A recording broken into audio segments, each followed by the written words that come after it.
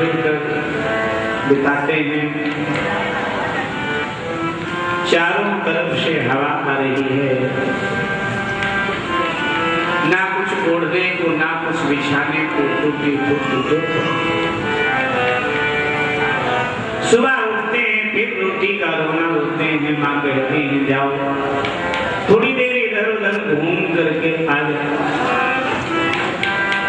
तब तक भोजन पका। बच्चे घूमने जाते हैं, खेलने जाते हैं, लेकिन भूखा पेट खेला कहाँ जाता। लिखते हैं जरूर मैंने पिछले जन्म में कोई गुनाह किया होगा जिसका दंड मुझे मिल रहा है, लेकिन मेरे नन्हे मुन्ने बच्चों का क्या हुआ? इन्हें क्यों भूखा मरना पड़ रहा है? हे प्रभु और परीक्षा न हो, कहीं मेरे धैर्य का बांध टूट न जाए। मैं मां हूं, हर मां अपने बच्चे को कपड़े देती है, खिलौना देती है, मिठाई देती है। ये सब देना तो दूर रहा, मैं तो अपने बच्चों को भरपेट रोटी देती हूँ। प्रभु इससे अच्छा होता कि आप मुझे बांझ बना देते। अगर इतनी गरीबी देना था तो फिर ये 4 संतानें क्यों नहीं देते? मैं कोई शिकायत आपसे न करती, और अगर संतानें दिया तो खाने को भी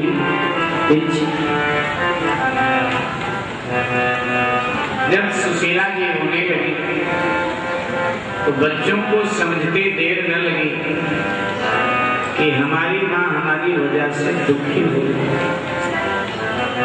क्योंकि हम बार बार रोटी मांगते हैं, इसीलिए माँ रोटी।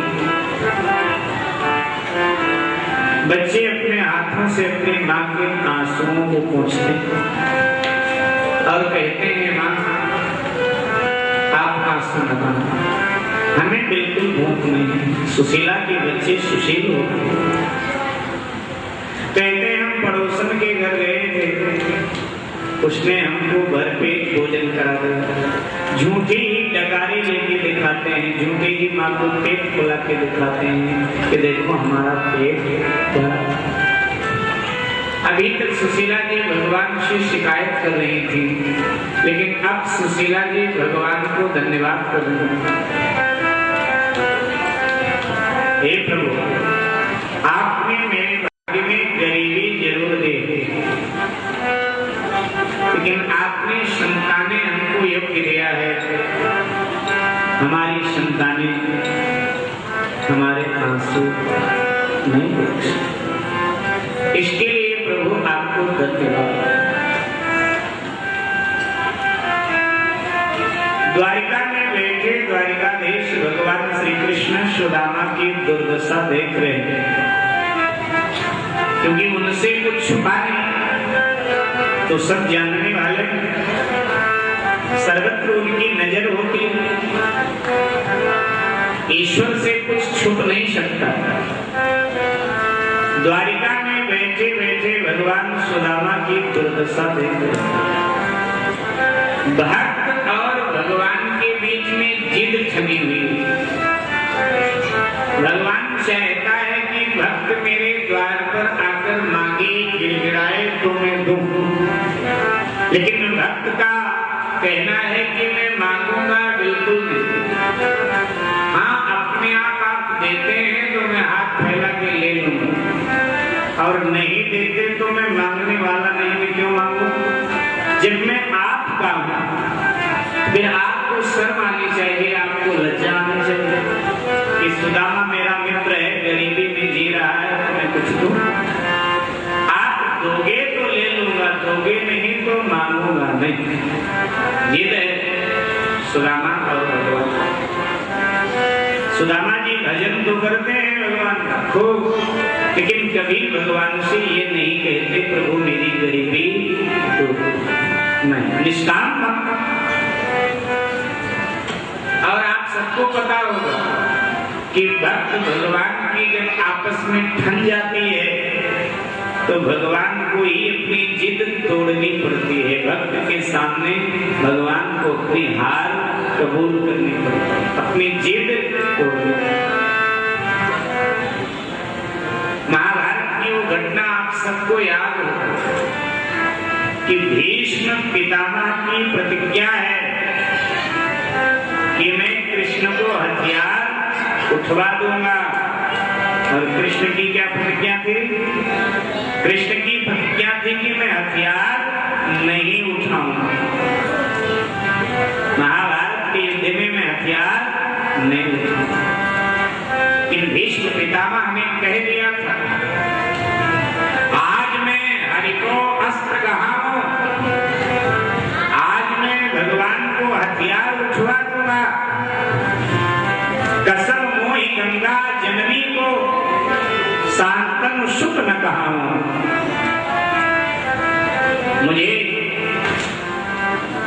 मेरी माँ गंगा के दूध की सौगंध है, मैं अपनी माँ गंगा के दूध की सौगंध खा रहा हूं। अगर मैंने भगवान को हथियार नहीं उठा दिया, शांतम सुख न कहाऊं, तो मैं महाराज शांतम की औलाद में आज मैं भगवान को अस्त्र उठवा। और भगवान ने क्या कहा था? भगवान ने भी यही कहा था।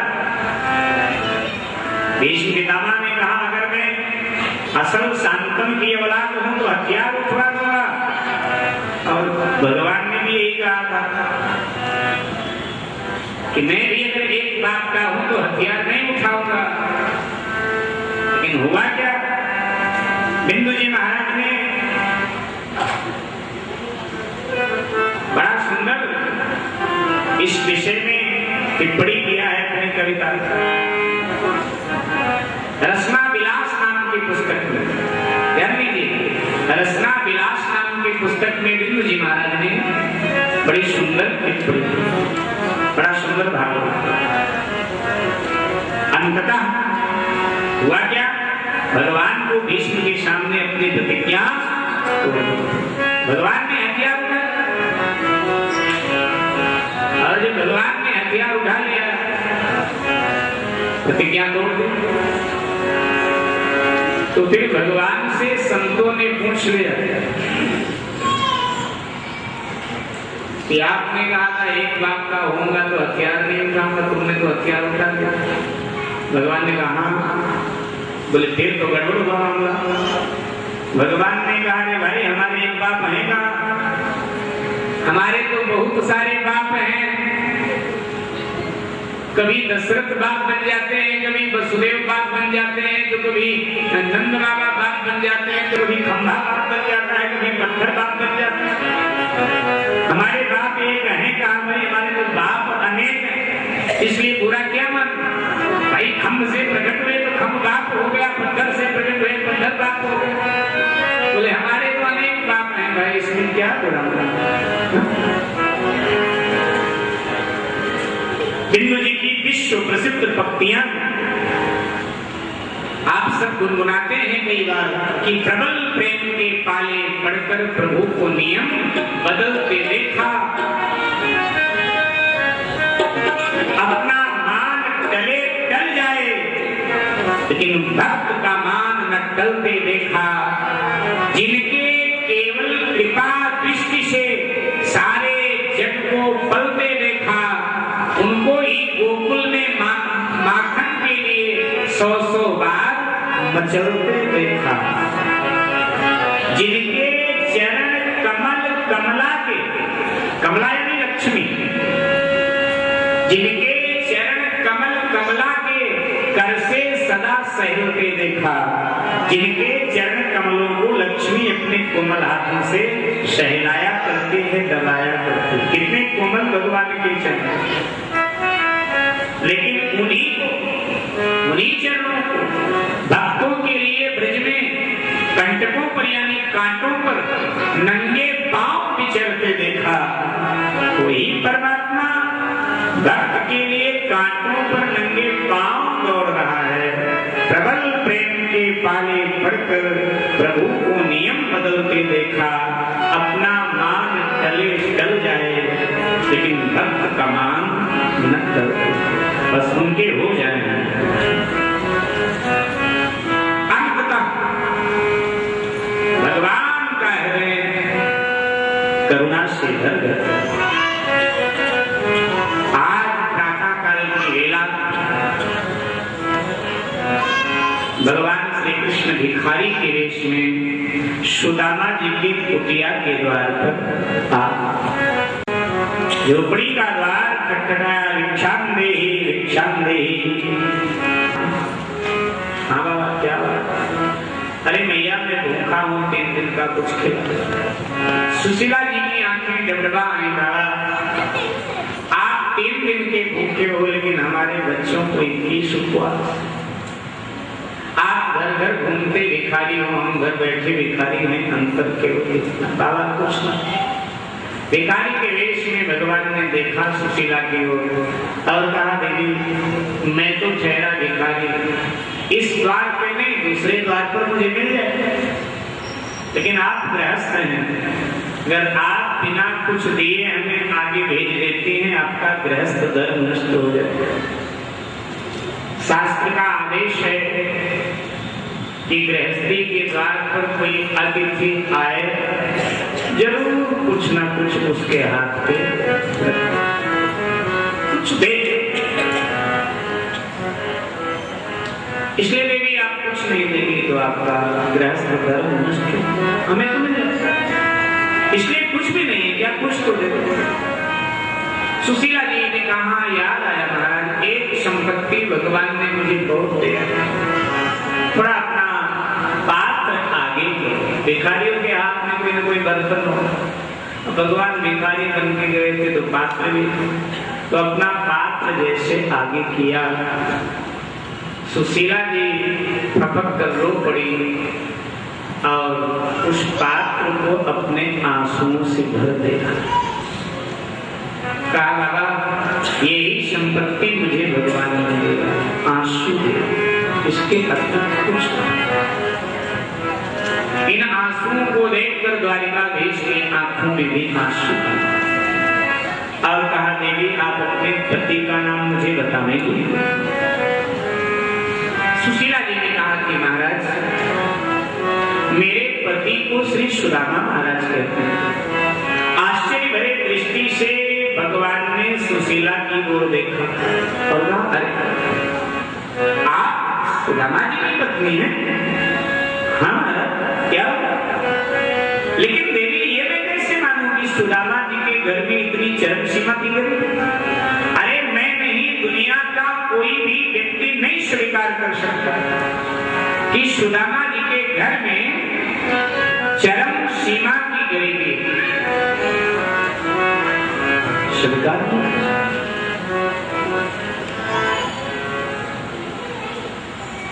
कैसे करें? देवी, क्या आपके पतिदेव ने कभी आपको यह नहीं बताया कि उनकी मित्रता द्वारिकाधीश भगवान श्री कृष्ण से है? नहीं बताया। सुशीला जी ने कहा, नहीं माना। हाँ, उनका भजन तो करते हैं, उनकी सुंदर सुंदर कथा को सुनाते हैं, लेकिन कभी ये नहीं बताया उनकी मित्रता द्वारिकाधीश भगवान श्री कृष्ण से है।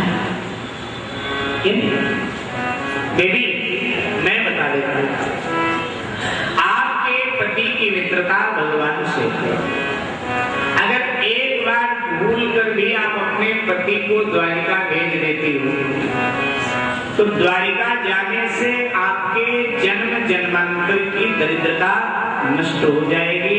इसलिए देवी मेरी बात मानो, एक बार आप अपने पति को द्वारिका भेज।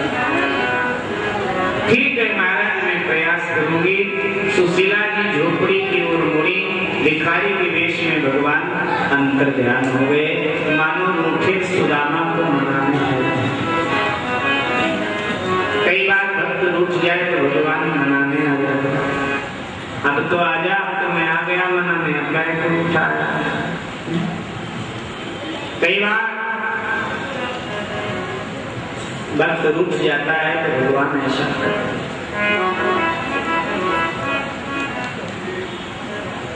भगवान मानो सुदामा को ये बताने आए थे, कहने आए कि जब मैंने तेरे द्वार पर आकर मांग लिया तो अब अगर तू भी मेरे द्वार पर मांग लेगा तो क्या होगा?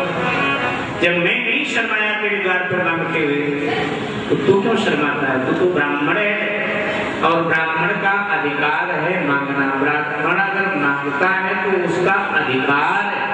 शास्त्र ब्राह्मण को मांगने का अधिकार देता है। वो मांगेगा वो अलग बात है, उसका स्वाभिमान, लेकिन अगर मांगता है तो एकदम चुप। मन ही मन सोचने लगे, मैंने तो कभी इस भगवान को बताया नहीं, किसने इसको बताया? सुदामा जी ने कहा कि किसने बहका दिया? कौन है? बोले नहीं, पहले बताओ। सुदामा जी ने कहा नहीं, पहले बता किसने कहा तुझे? कहने लगी, एक भिखारी थोड़ी देर पहले आया था द्वार पर, हमारी गरीबी को देखकर वो दलित हो उठा और फिर उसे ये सब बात मालूम थी, उसी ने मुझे बताया। सुदामा ने कहा दीदी उसने ठीक बताया। कभी हम और भगवान श्री कृष्ण दोनों उज्जैन में संदीपनी गुरु के आश्रम में विद्या अध्ययन करते थे। अध्ययन का समय पूरा हुआ, वो द्वारिका चले गए, मैं अपने गांव आ गया। देवी हमारी उनकी बड़ी प्रगाढ़ मित्रता थी, हमें बहुत प्रेम करते थे। हमारे साथ ही उठना बैठना, खाना पीना, सोना होता था। हमारी बड़ी सेवा करते थे। मेरे जूठे बर्तन वही धोते थे, मेरे हिस्से का काम करते थे, मेरे कपड़े धोते थे। मैं पढ़ने में कमजोर था, मैं पाठ भूल जाता था तो गुरुजी दंड देते थे कि जा करके वन से लकड़ी आओ। जो विद्यार्थी पाठ भूलता था उसे दंड दिया जाता था, वन से जाकर लकड़ी लेकर के आओ। अक्षर में अपना पाठ भूल जाता था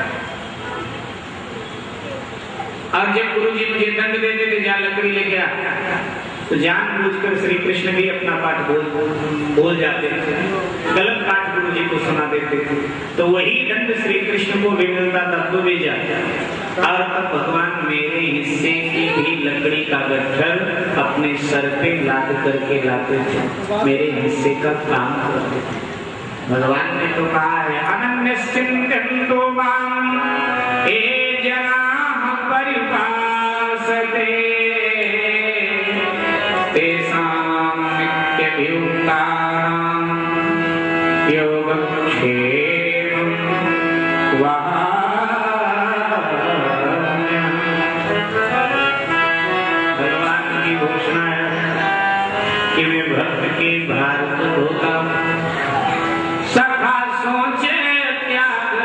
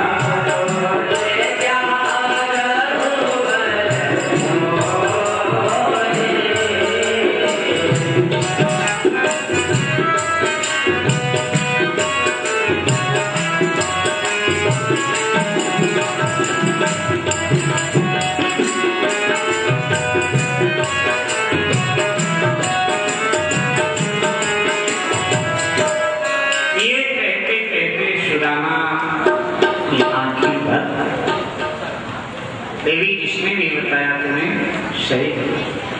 सुशीला जी ने कहा पतिदेव मैं अपने लिए नहीं कह रही हूं, मैं बच्चों के लिए कह। एक बार आप द्वारिका चले जाएं, क्योंकि उस बाबा ने मुझे बताया है कि अगर आपके पति द्वारिका गए तो द्वारिका जाने से जन्म जन्मांतर की दरिद्रता नष्ट हो जाए। एक बार पतिदेव आप द्वारिका चले। सुदामा जी ने कहा भगवान अच्छा बहकाया किसी ने पूछा। अरे किसने कहा कि मैं कंगाल हूं? ब्राह्मण के पास जो संपत्ति जो धन होना चाहिए वो मेरे पास है। ब्राह्मण का धन है उसका स्वाध्याय, उसका भजन पूजन भक्ति सत्कर्म,